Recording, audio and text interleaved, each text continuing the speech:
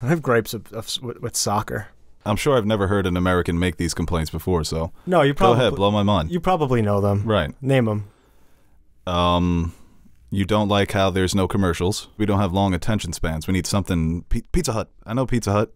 I like Pizza Hut. Well, how am I going to know what L'Oreal. what the Good new, for your skin. The new deal is? Exactly.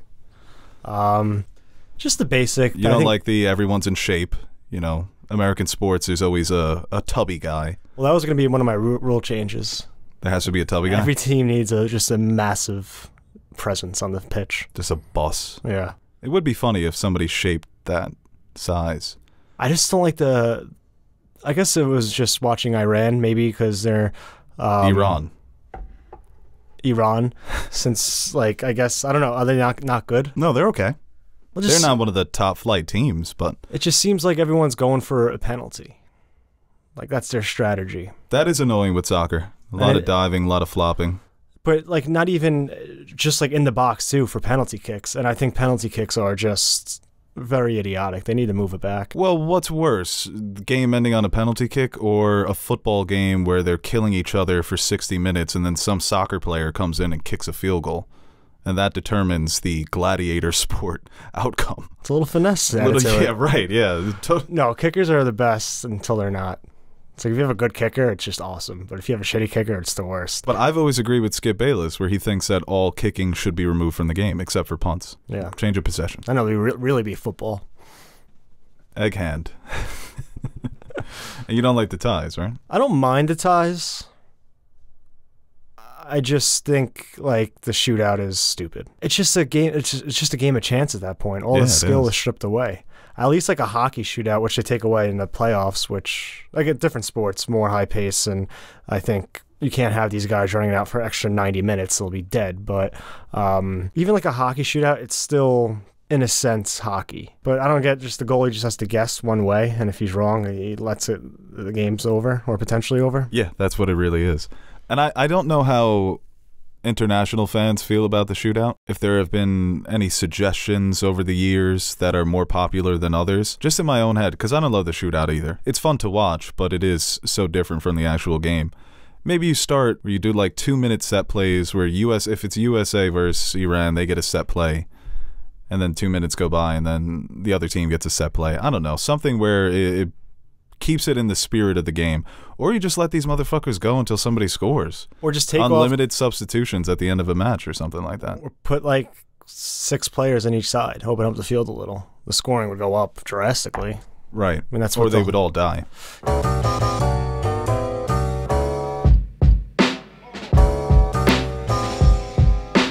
Hello, everybody, and welcome back to another episode of the Nerd Soup Podcast. I am Bo Oliver, joined here today with Aaron, the Nerd Soup Monkey, and we are back for another fun-packed episode of Hollywood stories. We're talking some box office prediction. We're talking the worst U.S. weekend box office during Thanksgiving weekend in 30 years. And we're going to be reacting to that Andor finale. Good show. Everyone seems to really be liking it, except some Star Wars fans, because there's bricks. Did you see that? They're upset about the bricks. What do you mean? There shouldn't be bricks in Star Wars or something like that. I don't know. Yeah, and you can listen to this podcast, of course, on YouTube and all of our platforms for posting podcasts. And you can also follow us on social media at Bo Soup, at Nerd Soup Monkey, at Nerd Soup. Yeah. Twitter's still up. Instagram, Facebook, all those platforms. Well, just those 3. Yeah, and, you know, let's get into it. You moved the parlor, right? No, no, I actually did not. When you thought Twitter was going away? You're trying to do something here, but no, I just remember you said you're like, yo, make a parlor account. Truth Social. All right, first topic here. We're talking Andor. We're gonna do a quick reaction to that finale, which is setting up season 2 in a very interesting and fun way. If you guys stuck around for the post credits, it looks like, I don't know what they're building, but it looks like something that's going to be deadly, and it's big, almost like a star. A dead star. Or a moon. No, that's no moon. Yeah, you like that? Yeah. People have been clamoring for us to talk about this. I think it started running when House of the Dragon came on, so we were a bit too busy to do the week-to-week, but we both caught up, and I think we both liked it. You on Twitter said it was the best Star Wars since Empire Strikes Back. Yeah, I did. A lot of people have shared that same sentiment. I really enjoyed it. I was thinking about it last night. Andor? because I still think I like A New Hope. It's hard to compare. One's a movie, one's a TV show, but I think it would be third if I had to rank all of them. Just in terms of not even live action, you can factor in the animation, but just projects. No, the quality, I think it's one of the best, probably is the best thing they've done since Disney took over. I mean, the prequels, we can argue about those for hours, but as much as I enjoy them, it's kind of hard to compare, and I think Andor is kind of just better on most levels than those, and you know, Return of the Jedi isn't one of my favorite movies, so I don't think it's that much of a stretch to say. I think a lot of people have enjoyed it. A lot of people reacted like pretty well to that comment. People are agreeing. So I think it is something that, as ridiculous as it might sound, just hearing it or reading it, it probably is true. I also love the concept, like the best show since The Mandalorian. Well, like, there's been 3 shows and stuff. Well, if you want to count the animation stuff, but strictly speaking, live action, I think it is. And the more, at first I said it might be, and I think I solidified that take. I think for me personally, it is the best thing Star Wars has done since Empire. Yeah, I think I would agree with that. Which is fucking insane to show about.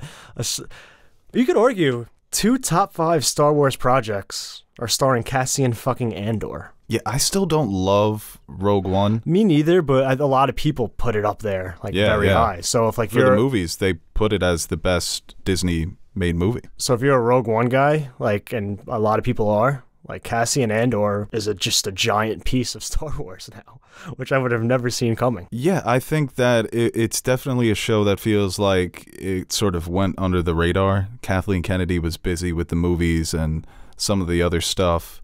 And Tony Gilroy said, oh, you know, you focus on that. We're just going to be over here in a corner. We're going to be making this little Andor show. It's not going to be nothing too crazy. And then I think a lot of people do like it because it feels like a gritty war series set within the Star Wars universe. And a lot of people have been asking for this for a long time. Just give me a sci-fi series that doesn't involve some of the high fantasy stuff, but still takes place in this universe. And now you have to look at those first 3 movies through a new lens because it puts this new level of desperation to the rebellion that I don't want to say it wasn't there before, but man, they really set the stage for Luke Skywalker to take out the Empire and take out the Emperor. Arguably more important than Luke. Right. That's nah. But it goes to show that a lot of infrastructure, a lot of organization, a lot of backdoor dealing and really hard decisions have to be made in order for a revolution to take place. And that's why I think this show has been so effective, because there is a lot of gray that isn't normally there in the Star Wars universe. And that's something we did see with Rogue One with Cassian's character. And they've sort of doubled down on that in this because he's not a rebel just yet. He's more of a survivor. He's trying to get back to his family, trying to get back to his adopted mother. And then he sort of falls into the revolution. And I think Stellan Skarsgård's character, Luthen, was probably the best part of the series. The guy's just got the perfect voice, the perfect look to portray this sort of rebel in the Star Wars universe. And I think that one speech that he gives about what he sacrifices, that was the standout moment for me. Yeah. And there were so many great performances. Sorry to cut you off throughout. No, yeah, I mean, I don't really want to get into it because I think we're going to review it separately, so we'll save most of those ideas and try not to like repeat myself on that video. But overall, like going into that finale, like it was so good up until that point that you really wanted them to bring it home. And like I kind of like after watching the finale, I'm like, oh, I want to watch Rogue One, but like there's still a piece missing, which I liked. If anything, even Disney in general. In terms of Marvel and Star Wars, it's the only series that feels like an actual television series, and that it's building towards a second season. And I think they did a good job of wrapping up what they wanted to establish in season 1 and pushing forward for the eventual season 2. And there's the characters are a lot of complexities, a lot of, I mean, just with Andor alone, you see it, but supporting characters of Mon Mothma, like you said, Luthen, Bix. Cyril was a great character. The perfect villainous loser. So desperate to be a fascist. I can't wait to talk about him in the I absolutely loved that character and his scenes. The way they brought together his ending in the finale. Yeah. Well, we're getting into spoilers, so if you haven't seen it, move ahead. But That, to me, was a great setup for Season 2 and what that character was going to do. It's a chance encounter there, but it's just what he needed to win the respect of Deidre, who I thought was a great character as well. Dude, she was a tough cookie. The roster they put together was fantastic. Some of the best characters, most complex characters Star Wars has ever had. And it just astonishes me that this is the show that this all happened. Fucking Andor. Like the criticism of people saying it's not Star Wars, doesn't feel like Star Wars, I couldn't disagree more with. It's not Star Wars in the sense of Jedi and the Force, but ground level, like I think it definitely felt like Star Wars to me. Yeah, and I think that just through a different lens, but in the same universe. It's the underworld of Star Wars, the darker side, the shadow areas that they don't always want to explore. They explore it through the Sith, but for this it feels so much more visceral because it's just human beings. Mm-hmm. These characters are mortals. They don't have any magic. They don't have any superpowers. They've got some equipment, and that helps them at times. Like when Luthen's got the great moment with the beams coming out of his ship. But it's just low to the ground, boots to the ground, gritty, dark war series. And I think that we don't get enough of these dark and gritty sci-fi series. So if it has to come in the Star Wars universe, I'll take it. Mm-hmm. And you know, I'm someone who does prefer people flipping around and using their lightsabers and conversations about the Force. Of course. Little green puppet. He's a Buddhist monk as well. But I'll take this. I don't mind that it doesn't have that high fantasy element because I think that this supplements the bigger stuff so well. So you can watch this and, like I said, see those original 3 movies through a new lens, knowing the sacrifices in this series is what hit the most. Because characters would appear and you'd really enjoy them and you want to see what they were going to do, how they were going to develop, and then they'd be gone. And that's war. So every loss was felt. Every triumph was even greater because of all the losses and all the sacrifices. And once again, the tough decisions that these characters have to make. There is no black and white, the Jedi and the Sith. This is just down in the gutter, who is going to come out on top. There's one side for freedom, one side for tyranny. I was very impressed with the way the finale brought everything together for Season 1. And like I said, setting up a Season 2. There were some loose threads, story threads that were tied up perfectly. And it was chaotic. It was unpredictable. You don't know what's going to happen. There was a lot of tension. I always love when there's characters with different plots within a funeral sequence. It's like in The Dark Knight when they're having the funeral for the police commissioner. And everyone's moving. Everyone's doing their own little thing. And then it came together really nicely. So it was a really good season, man. Definitely the best live-action show they've done. Yeah, I think so. And best live-action thing. As much as I love Mandalorian, it's just completely different. Mandalorian's just a lot of fun. Right, and I think Mandalorian sucks. Boba Fett sucked. Mandalorian Season 2 had problems because I think they fell into the trap too much of making it a one-week serial and then paying homage to the legacy characters. I still think Luke Skywalker hijacked that season. And then Mando hijacked Boba Fett. A lot of hijacking going on. With Andor, it was you never thought a Jedi was going to appear. And it's fun with people having their theories. And Mando and Luke hijacked Boba Fett. Yeah, no, they both did. Yeah, they were like, you know what, let's do the triple team on Boba. Let's see if we can split this trap. That's still one of my, I don't even want to say favorite, but the most absurd things of all time is Boba Fett just turned into 2 episodes of Mandalorian in the middle of their season. Well, somebody put on Twitter, wouldn't it be funny if the finale of Andor was just a Mandalorian episode? Just timeline's completely fucked up. There was something else I wanted to say. Now I don't remember. But Diego Luna, man, incredible actor. He was good. Yeah. It's funny because he feels a bit wasted in Rogue One because I think their relationship, Cassian and K2SO, would make for a great series. And it looked like they teased that a little bit, and maybe K2SO will provide some comic relief in Season 2. But he's a great leading man for this series, and like I said, he portrays the weight of rebellion so well, that weight on his shoulders.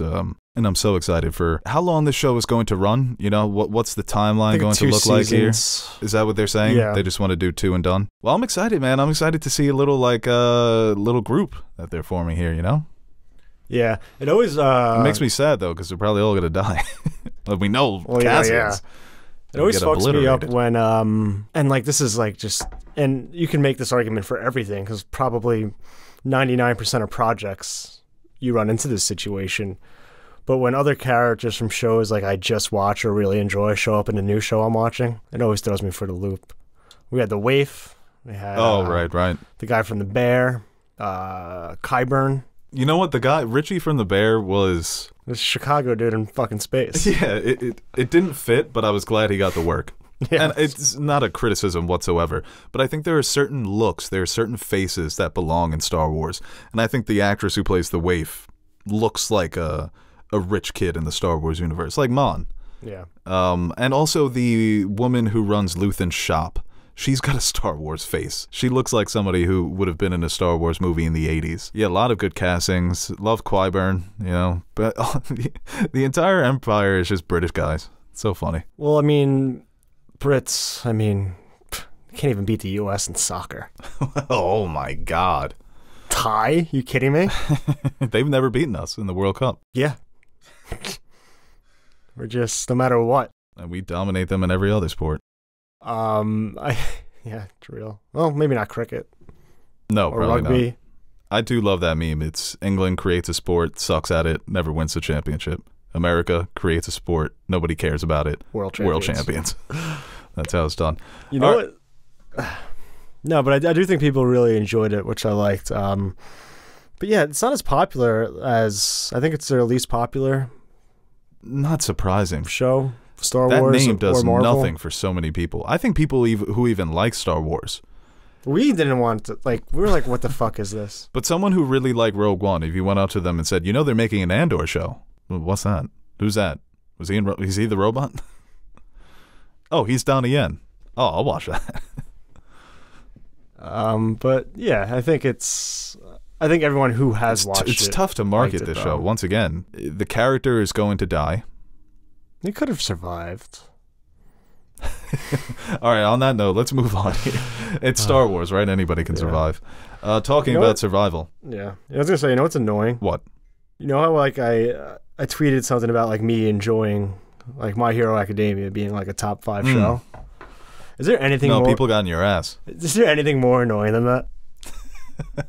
No, that is annoying. My personal favorite top 5 list. It's something I really enjoy. But you're also asking for it. You're asking for weebs to come in your mentions and be watch more anime. No, it's more of just I really like this show. And I'm sure. No, I believe you. I don't doubt. And it's I know there are better shows. I know there are probably better animes. But my enjoyment, you don't know that. My enjoyment level. Oh, I think Attack on Titan's better. But my enjoyment level, and the amount of fun I have watching this particular show, I don't care if it's 100 more animes better than that. That could be true. Why can't I like things? It's the internet. You're not allowed to like But things. If I said My Hero Academia... You have to like what they like. I would have tweeted this 2 years ago. My Hero Academia is the best anime ever, having only watched 3 animes. Then, yeah, shit on me all you want. Right. But have you seen The Shield? Because I saw somebody say you haven't seen The Shield. What's The Shield? You never heard of The Shield? Is it an FX show? I think so. About the firefighters? No, they're cops. Crooked cop. Well, let's move on to Avatar 2. We had an interesting quote from James Cameron that opened a lot of eyes. Teddy even texted me about this, so when it makes the rounds to Teddy, you know it's a big story. But he came out and said that Avatar 2, The Way of Water, which is coming out in 2 weeks. Damn, it's been a long time, but here we are. He said that this has to be the 3rd or 4th highest grossing movie in history. Not to make a profit, but to break even. So it's reported that the budget is close to $400 million. Sure. That may have ballooned, but we don't know. Then you have to factor in marketing. You have to factor in the shares for theaters. And I don't know how many production companies are involved with this. I guess it's being distributed by Disney, and I guess it's being produced by Disney as well. I didn't look into that, but... Yeah, so I ran the numbers. So you can take what you said about me not prepping and shove that up your ass. Did you really? Yeah, no. I did all the equations and put it made Excel spreadsheets and everything. He was looking at your wallpaper. It's not true. Okay. You think he's trying to... I think he means $2 billion to make enough money to have Disney give faith for the the other sequels he has planned. Because when you think about it, $2 billion to make a profit that's a lot of fucking money. And maybe it is. I don't know. I didn't run any numbers. I'm sorry. But it just seems like it's a bit of a hyperbolic statement. And if that is the case, then that's absurd. And I don't think... Do you think this movie even scratches $2 billion? If they... Well, okay, so it's got 2 production companies and it's being distributed by Disney, 20th Century. Sure. So, like I said, when you do factor in what the theaters need to take and what these companies take, what James Cameron probably gets, because I'm sure he's got a nice percentage, but nice isn't it points. Like a nice rule of thumb? I always thought like is triple your budget to kind of break even, unless because I don't know if the advertising. I haven't noticed the advertising being anything out of the ordinary.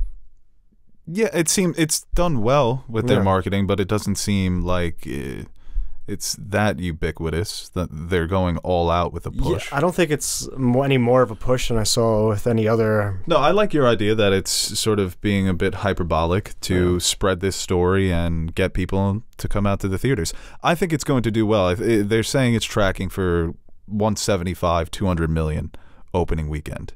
And I think that, like the first Avatar, it's not going to have the same legs.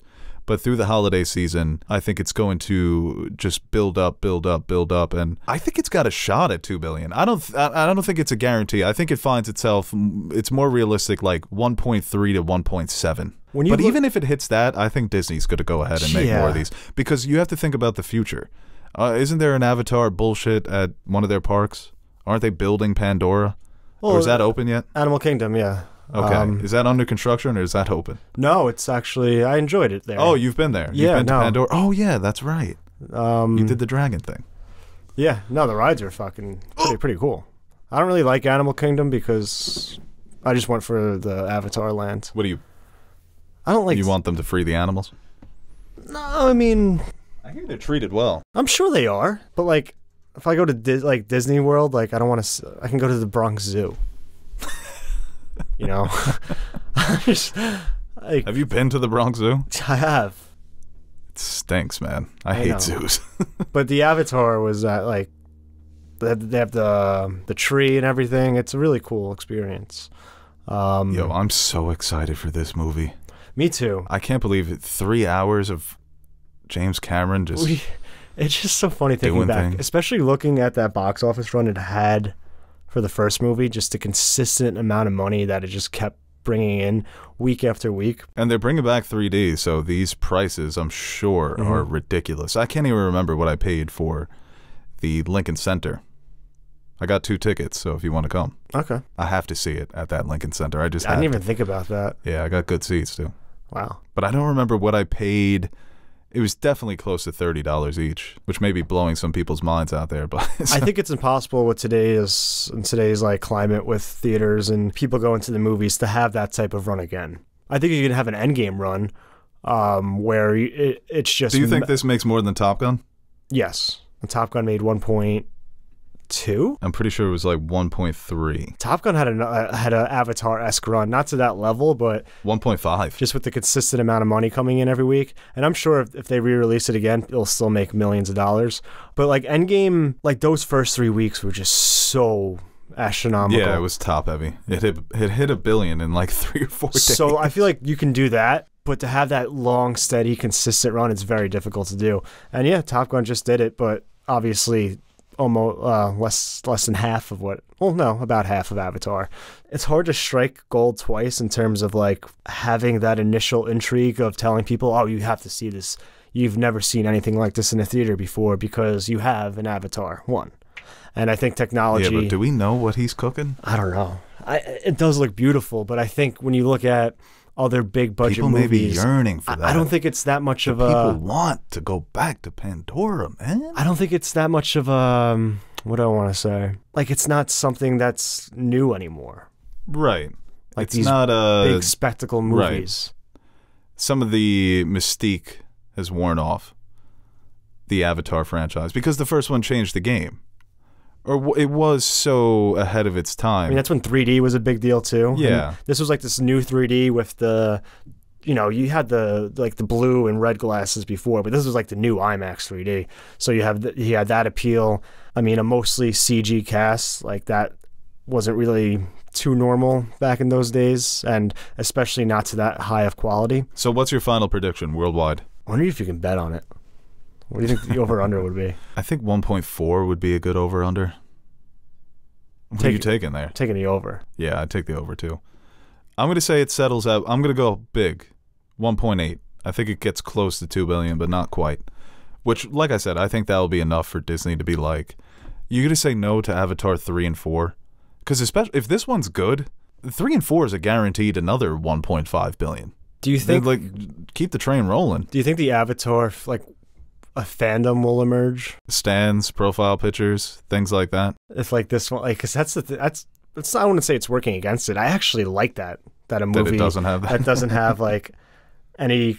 Everyone makes a joke, has no cultural impact, has like its own section of Disney World, and brings in all this money. Yet, like, I have no urge to dive into the deep lore of Pandora. Right, that's the one criticism a lot of people. Well, not a lot of people, because they have more than one. But for me, it's you wish that some of the characters were a bit stronger, that they stood out more, that they were a bit more memorable.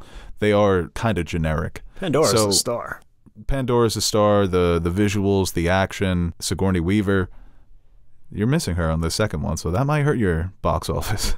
But I think maybe, based on what he said, this one will appeal more to, and I guess those people can be very annoying on social medias, so like you said, it's sort of a good thing, but maybe you will appeal to younger fans who will become stans of Jake and Jake's kid. No one's going to be a Jake Sully stan. No one's going to be a Jake Sully stan, but Jake's kid. Maybe Jake's kid is... I'm like, why would Jake just not want to be human anymore? Like, what turn his back on the humans? I rewatched it, and I'm like, oh, I get it. Zoe Saldana, I don't care. Green, that's Gamora. Blue and Avatar, just regular. I would wage war against my own people. You see that one scene where she's cradling his human body like a baby. That's every man's dream. That's the dream. So yeah, I would help bring down humanity too. Well, it's not really bring down humanity. It's just this like random army group. They're fine on Earth. They're fucking dicks anyway. The thing is, like, I could tweet right now, Kylo Ren's the strongest dark side user in Star Wars, and people would bring up fucking, well, in this book, and then in Rebels, or Legends, and the Knights of the Old Republic, this, that, the Force, and he had this and this and that. If I said Jake Sully is the best Avatar, no one would. Okay, I'll take your word for it. Well, you're gonna get someone who's, well, technically he's But they're not bringing up the Pandoran legacy character from 300 years before Earth came that had the connection to the tree and to the planet that was unlike any. Like there isn't any of that.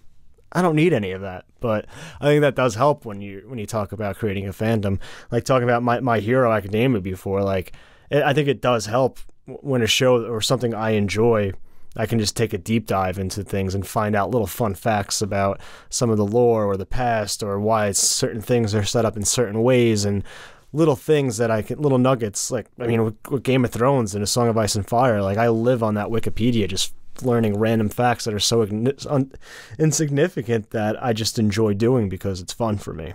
Right. I don't think anyone has that itch when it comes to Avatar. No, yeah. Pandora, Avatar, it's just fun. Fun time at the movies.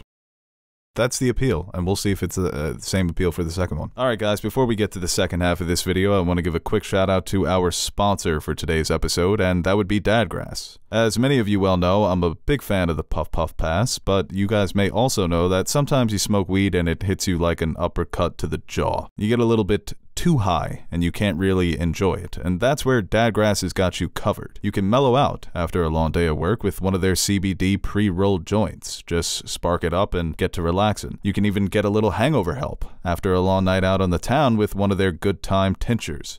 Or you can get the sleep that dreams are made of. Get carried off into a cloud and get that healthy 8 hours of sleep with some of their nighttime gummies. There's a whole host of products to choose from, so you can head on over to their website and pick the best one that you think will work for you. And you can also pick something up as a gift for the holidays now that they're right around the corner, and it seems like everybody's into CBD products this day. It'd be a great gift for mom or dad, you know, help them take the edge off of being parents, or some siblings, or maybe even your furry friends. There are CBD dog bones that you can buy for those hyperactive pups who just need to take the edge off sometimes. It's a tough life being a pet. And like I mentioned, they offer a variety of products, so you can toke or dose just the way you like it. From their CBD tincture drops to the newly launched CBD gummies in flavors like classic blackberry ginger, good time hibiscus lime, and nighttime midnight berry. You can chill out without getting stoned. And weed these days, it's so strong. They're always mixing and mastering and making new concoctions and crazy names. So sometimes, like I mentioned at the top of the spot,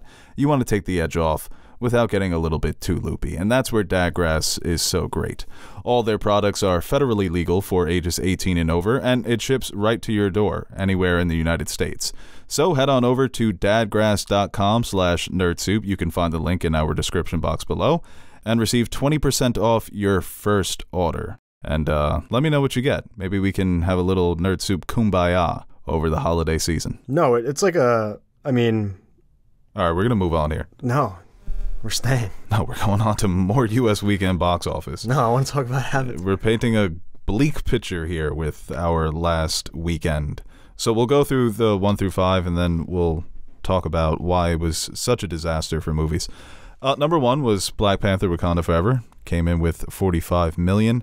That has increased its global total to $676 million. Domestically, it's at $367, so it's doing well. It's looking like it's going to hit that billion-dollar mark. Number 2, one of the biggest bombs of the year, just based on budget, Disney's Strange World, new animated film that's been controversial for all the wrong reasons, because so many dickheads on the internet just can't help themselves being dickheads. That came in with $12 million. Openly gay teenage character. Disney's trying to indoctrinate our children, trying to groom our children. That's the big thing. Anybody who disagrees with the gold standard is a pedophile. So Strange World, $12 million, but why that's so devastating is that it's reported the budget is anywhere between $135 to $180. It looks like it's not even going to break even or come close to it. Worldwide, it's at $27.8 million. Is that a dual release? No, it's not. That's just a old school bomb. I saw a commercial for this, and I'm like, what? Like, what is it? The marketing has been coming out? absent, and similar to Lightyear, that was a dual release.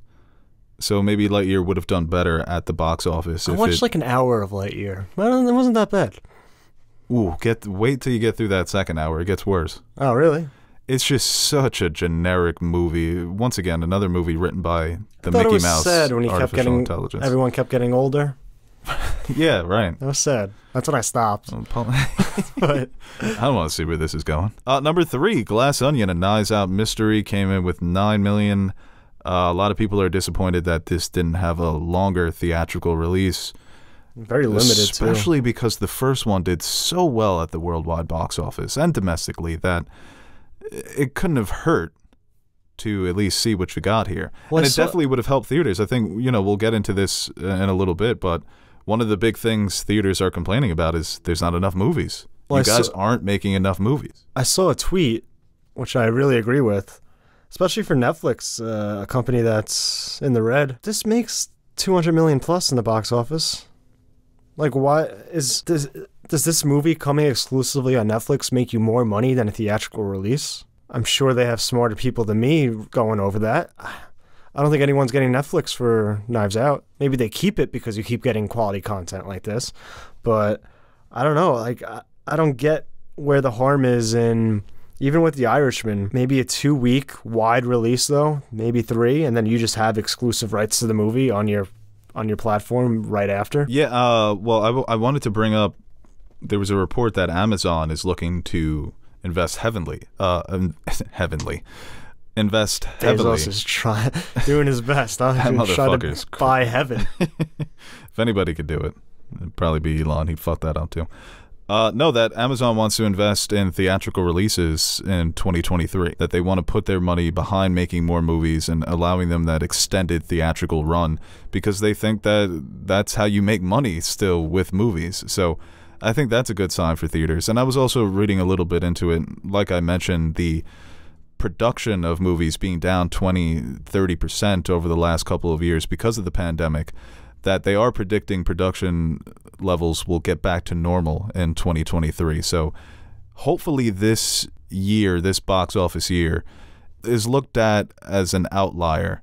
And yeah, I understand that box office over the years has been going down gradually. Like I said, when those production levels get back to normal, maybe we'll see a year that resembles 2018, 2017. That's sort of now the gold standards. Can we get back to pre-pandemic levels, even though we were all anticipating a gradual drop-off, but that was sort of sped up. So, but that's a good sign that a company that's so heavily invested in streaming is also going to be invested in theatrical releases. And they just purchased MGM, so they've got a foothold. So we'll see what they end up doing with that. But at least it's something. It's somebody saying, hey, we're not going to abandon this just yet. Because, like you said, I still think it's the best way to make money. And a lot of these streaming services are caught between being tech companies and being entertainment companies. You can try and wring out your entertainment for as much as you can get, but there's always going to be a limit. So Netflix has this strategy of growth, but now they're not growing. So what needs to be the plan? And I think they would be well off doing the same thing that Amazon wants to do, investing in theatrical releases and treating these movies as big commercials for your streaming service. Knives Out is going to be out in theaters for 2 months, and then you can watch it on Netflix exclusively. I mean, how much is Red Notice? That's the Jennifer Lawrence? Oh, no, that's The Rock. How much does that make in theaters? 400 million? Right. Set up some sequels. Well, the Knives Out one is so disappointing because of how well the first one did. Well, number 4, another giant bomb. Sorry to cut you off there, Aaron. I'll get back to you in a second. Devotion, the Korean War movie starring Jonathan Majors and Glenn Powell. This was surprising too. So this comes in at number 4 with 5.9 million. Domestically, it's at 9 million. Worldwide, it's at 9 million. $90 million budget. You think that this movie would have more appeal over the Thanksgiving weekend, that this skews older, get some of that Top Gun Maverick crowd out to the theaters like, oh, is this a sequel already? It's the same guy, it's Hangman, right? But this was a total bomb for Columbia. So another loss there for Sony. And number 5 was The Menu with 5.4 million. I managed to see that over the weekend. It was good. I enjoyed it. Great performance by Ralph Fiennes.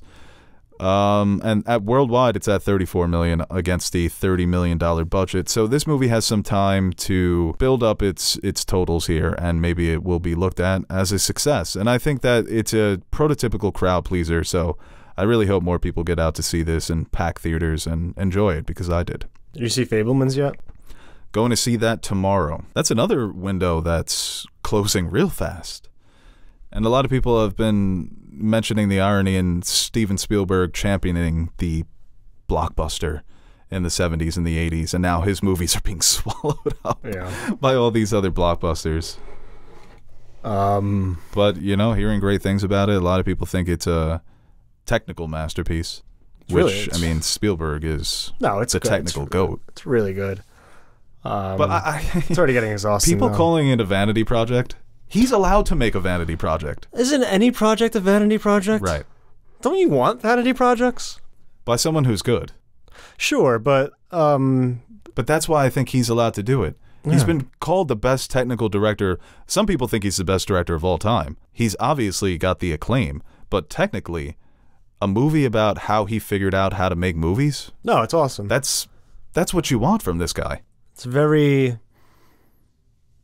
I don't want to spoil it. There's a couple parts I think you'll really get a kick out of.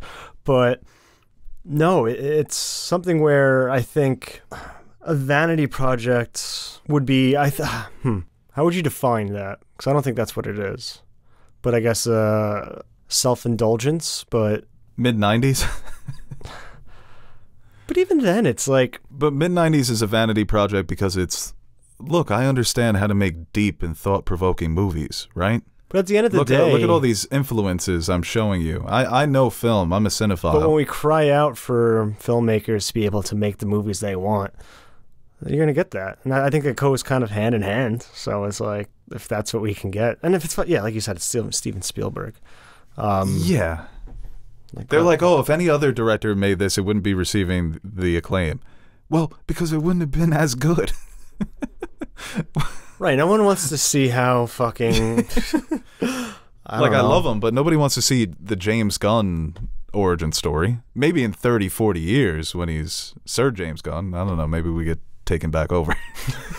and he gets knighted? I can't see the future. Maybe. I don't know. The way things are going in the film industry, sure, he's one of the forefathers of this era.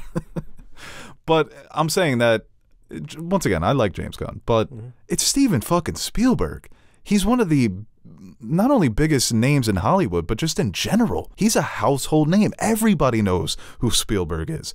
Everyone, when they pull out a camera and they get fancy with their phones, oh, you're trying to be Spielberg? He's like the Kobe of directors. When you're shooting something, Spielberg. That's what I do, at least. So he's allowed to do this. Get mad at Spielberg when he rushes the post and he's like, look at this, I made this in 12 months. Aren't I so great? It's like, no. Spend more time on your movies. But The Fableman's 2.5 hours. It's delightful. Oh, it's a quick. Give me all that, man. It's a quick 2.5. Right. You never. It kind of. Or people flows. saying that his parents were miscast. They have no chemistry. Didn't they get divorced? No, yeah. It's almost like an American marriage. No, like the parents don't have chemistry because that's a part of the movie is how dysfunctional their family life is. Some of these Spielberg takes, man. People just like getting takes off. I think it's intentionally kind of campy in the way of the prototypical American family and overdone. So I think it's an intentional kind of stylistic choice in certain aspects, especially earlier in the film. But yeah, I can't. You always get that though, and especially from like the film Twitter side of it being a front runner to win Best Picture, and then it's like, well, I gotta stand out and take a different stance on this movie. The Menu, though, I gotta see that this week. Yeah, that was really fun. And you'll realize why they were handing out cheeseburgers. Is it like in the same way of The Bear, just like chaotic restaurant type? No. Okay. No. It's actually got I haven't really seen any of the trailers or anything. Thematically, it's similar to Tar. There are some differences. This is way more of a black comedy, whereas Tar was a existential, dramatic character study. But they tackle the idea of the auteur and the way that society will often point at one person and credit them for the work of a collective and how we worship them and put them on pedestals. Right? Yes, it is. It takes place entirely in a restaurant. Gotcha. Okay. Anya Taylor-Joy is on a date with Nicholas Hoult. He's a foodie. He's really into, he's like a super fan. So he's taken her to this very fancy restaurant, and Ralph Fiennes is the celebrity chef. So it was good. John Leguizamo's in it. He basically plays himself. My mom, before the movie, goes, John Leguizamo, we saw him in a trailer for the David Harbour Santa Claus movie. It's like, why would he take that role? He never takes good roles. And then he shows up on screen in the Menu, and she looked at me all surprised. Is that John Leguizamo? He played Luigi. All right, guys, and before we move on to the next topic, I want to give a quick shout-out to one of our favorite sponsors, Smile Brilliant.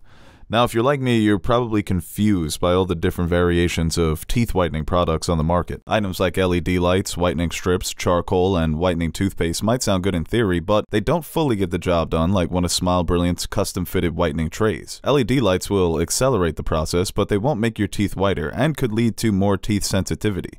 Whitening strips totally neglect gum lines, crevices, and molars. They work, but your remaining stains will become more prominent. Charcoal is abrasive and wears down the tooth enamel, while whitening toothpaste only works on surface stains. But with one of Smile Brilliant's custom-fitted whitening trays, you can freshen your smile without worrying about damaging your teeth, or leaving behind any noticeable stains. Historically, whitening trays were only dispensed by dentists at a price of $300 to $1,000. But that all changed when Smile Brilliant came up with their innovative Lab Direct process that is not only less expensive, but far more effective in achieving that picture-perfect smile we all crave. And right now, you can visit smilebrilliant.com and take advantage of their special holiday sale, which is running throughout December. You can also use promo code NERDSOUP5 to save an extra 5% off all products, including their custom-fitted teeth whitening trays or a custom-fitted night guard if you're someone like me who grinds your teeth in their sleep. It truly does help. It's something I can't recommend enough. They also have a great selection of professional oral care products such as electric toothbrushes, water flosser, dental probiotics, and much more. So head on over to their website and remember, use NERDSOUP5 for an extra 5% off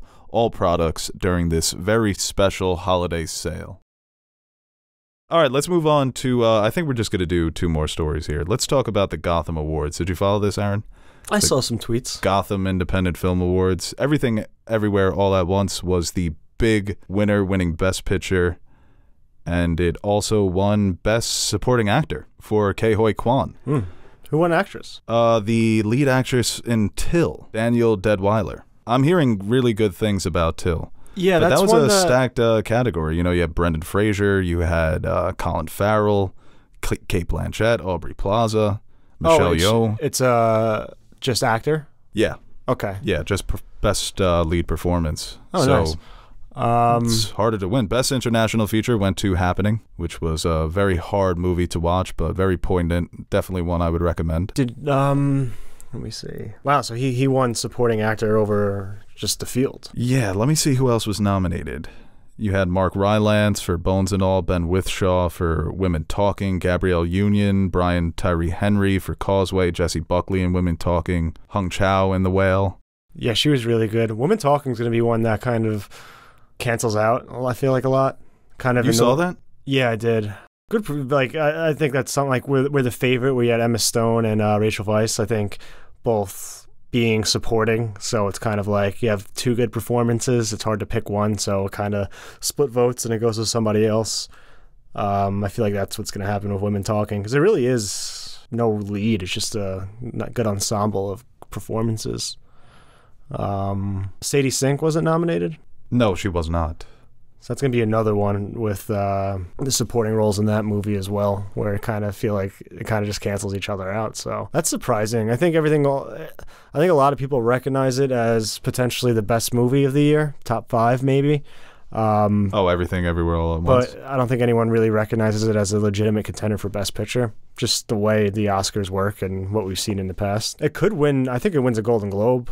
I think it's going to build up some momentum and get that Best Picture nod. Really? I think so, yeah. It's. I hope so, because I think it'll be cool to see other things, but I think that has been Best a weak Comedy year. Or Musical written all over it. Yeah. And that's what Michelle Yeoh is going to win, best actress in a comedy or musical. I think she's definitely got a good chance of being nominated. I think it will hit better with the acting nominations. Like, they're pushing Jamie Lee Curtis first. She's never been nominated. So that's a good narrative. The Academy loves a good narrative. Who? Jamie Lee Curtis. For Halloween? No, for Everything, Everywhere, All at Once. Oh, okay. Oh, she's the IRS. Yeah, with the butt plugs. Yes. Okay. I was about to have a meltdown. Did you see Halloween? No. Okay. She's actually the best part of it. She's really badass, but I think that she'll have a chance of being out. And I think it's Matt Neglia wrote an article about a month ago talking about, he thinks that as these award shows continue to recognize it, it's going to build that necessary momentum. And the Academy has gotten a bit younger, and they've shown more openness to some of these weirder movies. I think screenplay, better chance. But the editing kind of goes hand in hand a lot of times. Yeah, I think it may surprise. Man, you're even hearing talk about Top Gun. Might be a lock for Best Picture. And Tom Cruise might be not the favorite, but he may receive an acting nomination. Because when you think about, I haven't seen most, like, we're still waiting for some, and I still got to catch up on a couple, but, like, The Whale doesn't really scream Best Picture to me. The Fabelmans, I think, definitely has a shot, but I don't think it's a year where you look at something and it's like anything's leap and bounds. Well, a lot of people love After Sun, which I haven't seen because that hasn't been playing near us. Yeah. That was nominated for Best Feature Film, as well as The Cathedral and Dos Estaciones, which is a movie I saw at Sundance. I was surprised to see that nominated because I liked it. No, I didn't see that. Slow movie, definition of a slow burn. But I really enjoyed it, and apparently so have a lot of other critics. It's got 85% on Rotten Tomatoes. So. I just Googled this prediction. I mean, The Fabelmans, Banshees of Inisherin. I'm never going to say that right. Inisherin. Fictional island. Does that scream Best Picture to you? I loved it. I think so. Good, but like... Martin McDonagh, when there's certain directors who come out with movies and they get the nods. Like Three Billboards, right? But this is it at number 2. Tar screams Best Picture. There's ever been not a winner, but a nominee, definitely. Top Gun Maverick, Everything All at Once, Woman Talking, Elvis, The Woman King, Emancipation, Knives Out. I'm seeing a lot of people predict Elvis, not because they like it, but just the way it's trending. I mean... Get the young people. The young people love Elvis. This list kind of sucks. Empire of Light shouldn't be anywhere on this list. Oh my god. Yeah. Best new series was Triangle of Sadness. That's getting a lot of momentum. I think Triangle of Sadness could definitely end up in the It Best seems Picture like they're race. adding at least one, right? Or they have been an international films. Well, Banshees would be international, but those sort of don't count. Well, Irish? Yeah, it's so weird how we categorize foreign language film, so it wouldn't be. Okay. They kind of it's international, but I guess not foreign. I mean, language. some of the times they're not speaking English. No, there's a lot of facking going on. I'm trying to think of other ones that. Did you see Women Talking? No, I didn't. It's a shame Triple R is not going to be in the running. Yeah, they didn't. They didn't make the short list. Yeah, I think when we talked about that, though, like, there's probably so many other Indian movies, like, in Bollywood that, like, we just got access to, like, a top flight one. But it's kind of like if roles were reversed and, like, they got their hands on, you know, maybe a top 5 movie of the year. But that was just the one that was so accessible to the masses. Everyone's going to push for that. But they're like, wait, we have so many other good movies. You know, that might be one of our best, but look at, you didn't even see, you haven't even heard of this one. France did it with Titan. I'll you know what? I'm going to watch whatever movie they put on their short list just so I can kill it and crush it. Because RRR is my favorite movie of the year. So if this movie better fucking change my life. Yeah, but we will see. I mean, we're gearing up here. It's the fall season. It's a clickbaity picture because it's just a picture of Don't Worry, Darling. Well, we're going to do a better job, I think, this award season of bringing up these different shows on the podcast and reacting and, you know, trying to gauge where everything's heading for the big show in February or March. Now's the time where I usually like just do my catch up and try to get all the ones I've missed that are starting to get buzz. But well, sometimes, you know, we have to wait. And a lot of people have that problem, man. And smaller areas, rural areas, some of these movies, they have to wait till they come out on VOD and shit. Did you see Bones and All yet? I don't know if I can stomach that. I want to go maybe Thursday. I guess I'll just cover my eyes. Because Raw was tough for me, too. Ugh. Yeah, but... I just don't like blood. The eating people's fine if they just took out the blood. They did like the Chinese censorship where it was just all white. I love the take. It's like Hollywood normalizing cannibalism.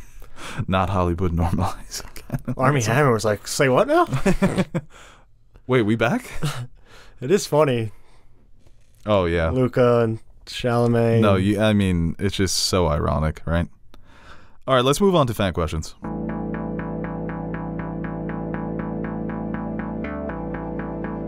That's for the fan to decide. Yay! People, you call up to the show, you better be ready. That's what you're supposed to do.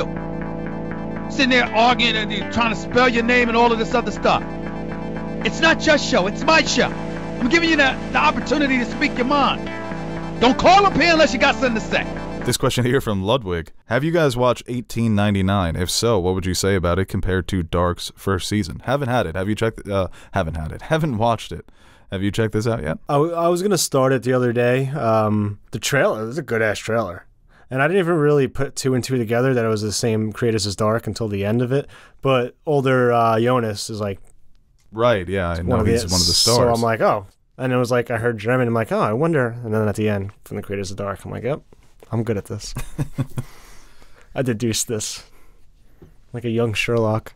So my cousin Cam, who I mention on the show frequently, He's seen it, and he said that it's not as good as Dark, but he still enjoyed it. And that he thinks they were trying to out-Dark themselves because Dark was so confusing, yet you can follow the story. I think the balance they struck was basically perfect. And that 1899 is more confusing, but not in a good way. But he did enjoy it, and that's not going to keep me off of watching it because a lot of people who have seen it have said that it's really good. Yeah. And I mean, Cam's opinion. Yeah, he's got some bad takes. He liked 2001 when I dragged him to that, so now he throws it in people's faces. At Thanksgiving, he's like, "Oh, Mercer, you've never seen 2001? I saw it in theaters. 70mm print." That's the best. I do this purposefully because I know I'm being a dick, but it's funny to me that I'm being a dick. Because people always ask me, and I get annoyed by it sometimes. Like, oh, give me a movie to watch or give me a show, Mr. Showman. And so I'll say something and be like, oh, yeah, but it's in French. I just do that on purpose. Right. Yeah, just to be a dick and also, like, just stop asking me my opinions on things. Yeah, we were talking animes, and Cam was getting on me for an anime that he recommended that I didn't watch. And I was like, oh, did you finally start Berlin Alexanderplatz, the famous German miniseries from the 1970s? And he gets a kick out of that. Because Cam will watch that stuff. Yeah. With a gun to his head. But Manny and Marissa, they just get their brains blown out. Yeah, it's always fun because it's fun doing it to Teddy. Yeah, no. Oh, you fucking dick. Teddy doesn't even watch things in English. He's given up English movies. He's given up on the English language. Yeah. This question here from Mitchie. Has Disney animated movies been overtaken? ? Things like Spider-Verse and Arcane are clear. Now, for those listening who don't know what that means that they're better, that they clear them.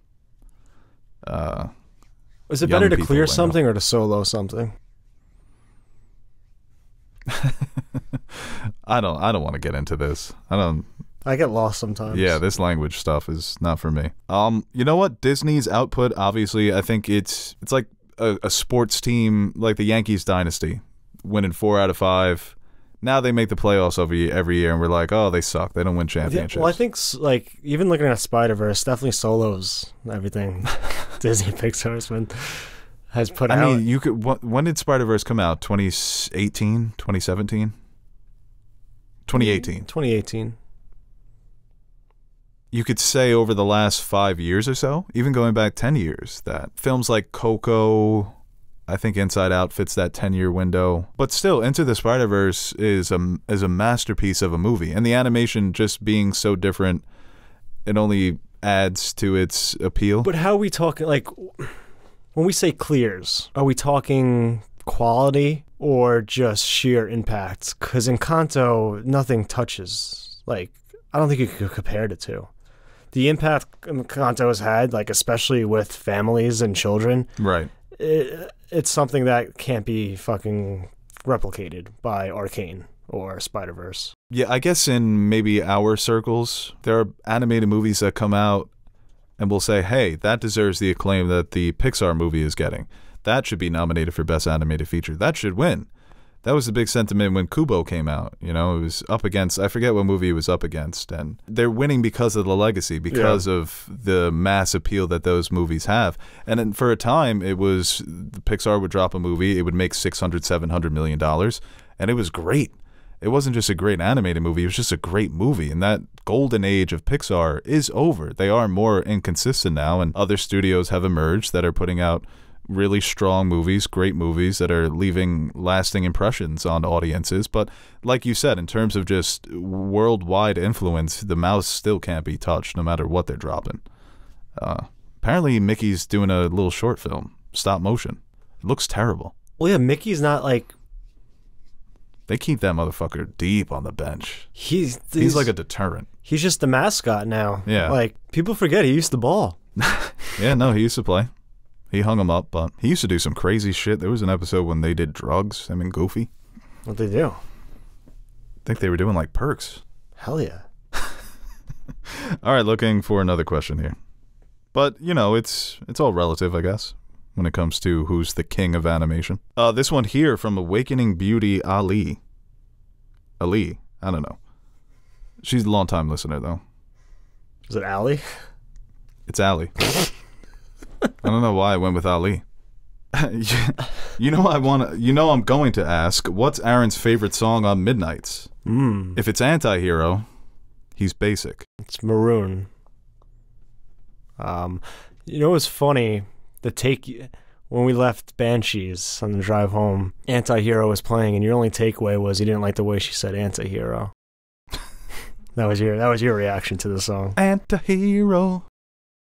It's a good album. It really is. Not even just hyping it up just because, Taylor Swift, whatever, and that whole thing. I think it's one that I like.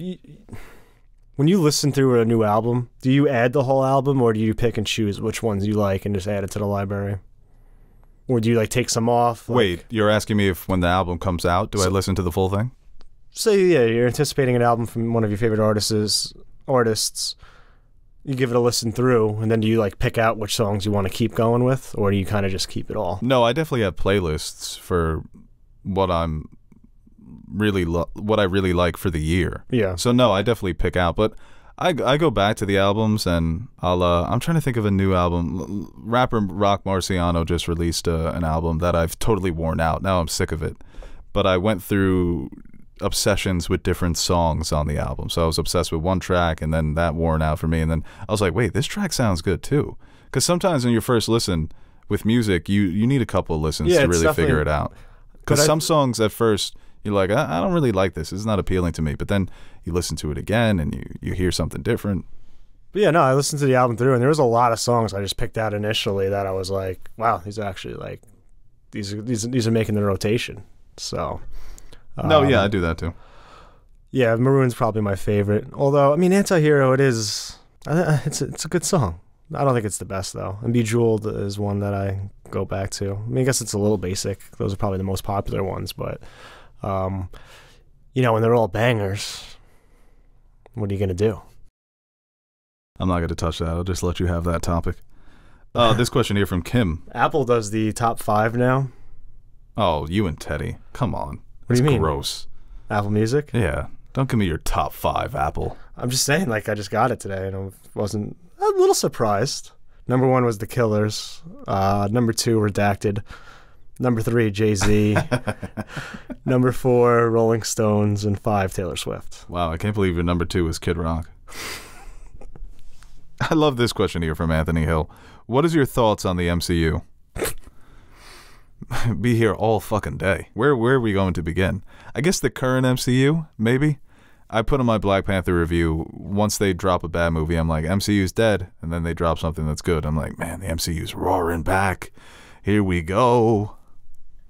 So that's kind of my state of the MCU. Once again, I'll never be someone who is a total fanboy for the MCU, but I'm not going to criticize them because of the disagreements I have on the way Disney runs things. And we've never been shy about criticizing Disney or Marvel, but I just take it now project to project. If I'm going to say the MCU is dead, Phase 4 sucks, but then Werewolf by Night came out, I enjoyed that. And then Wakanda Forever came out in theaters, I really enjoyed that. No, so it's weird because at Phase 4, I think if you go project by project, ones that I would consider bad or even below average for me, maybe Thor Love and Thunder, maybe Moon Knight, maybe Hawkeye, maybe. But I think individually a lot of the projects have been pretty good. But I think a lot of them are just missing that. It just feels like it's missing something. Because if you look at Miss Marvel, very good. She-Hulk was good. Going back to WandaVision and Loki, I thought were both very good. But it just doesn't feel like it's the same.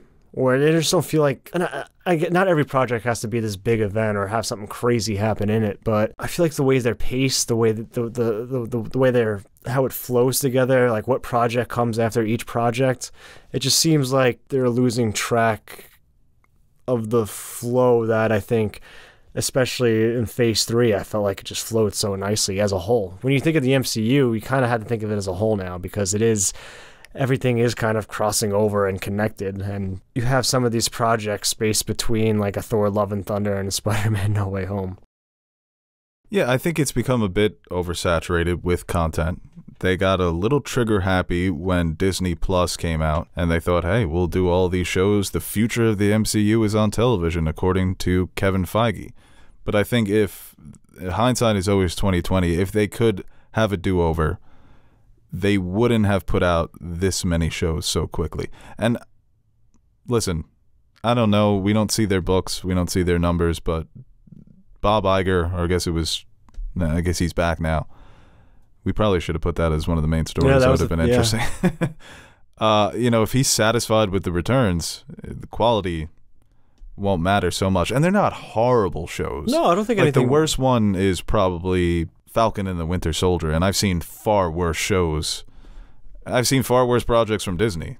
You know, it's still not as bad as Thor 2. I think Thor Love and Thunder, if you include shows and movies, is probably the weakest out of the bunch that has come out. Like I said, if it's not hurting them financially, I imagine that they're not in a panic over, man, we've put out so much content and people are kind of they're losing interest. Breaking news. Chris Pratt's woohoo as Mario. You ready?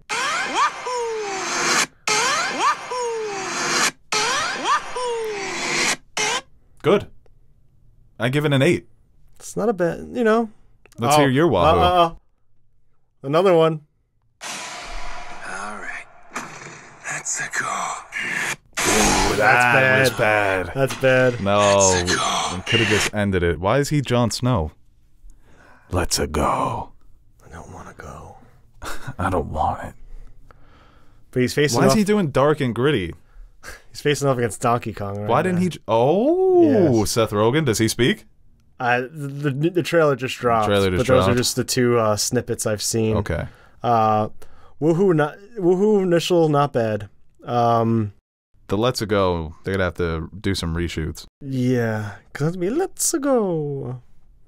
See if there's any other snippets. Donkey, look. Bowser is coming. This is why, no matter how bad Twitter gets.